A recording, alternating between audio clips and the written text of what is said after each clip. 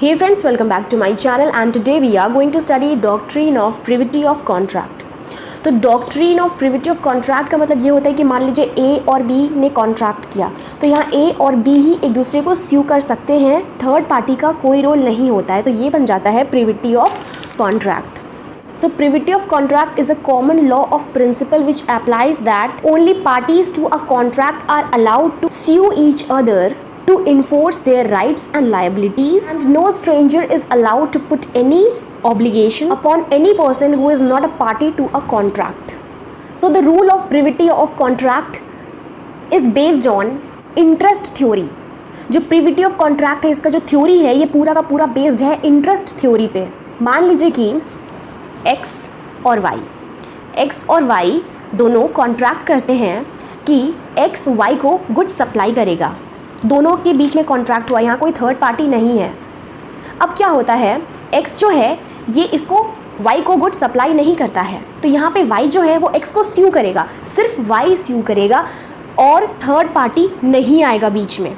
सिर्फ Y स्यू करेगा, Y case करेगा, बाकी इंसान का कोई रोल नहीं है यहाँ पे. ये जो सीन है ये सीन कहलाता है privity of contract. English law होता है और इंडियन लॉ होता है, दो तरीके के लॉ होते हैं. तो हम दोनों लॉ के एग्जाम्पल्स केस लॉज को देखेंगे और समझेंगे कि दोनों में क्या डिफरेंस है. तो पहले हम शुरू करेंगे इंग्लिश लॉ से. इंग्लिश लॉ का काफ़ी फेमस केस लॉ है ट्विडल वर्सेस एटकिंसन. ये केस 1861 का केस है. इस केस में क्या हुआ था कि मिस्टर ट्विडल जो हैं ये फादर हैं, ग्रूम के, दूल्हे के बाप हैं, लेकिन मिस्टर विलियम्स जो ब्राइड दुल्हन के पिता हैं उन्होंने बोला था कि अगर मेरी बेटी और आपका बेटा शादी कर लेते हैं तो मैं दोनों को तोहफे के तौर पे $100 दूंगा.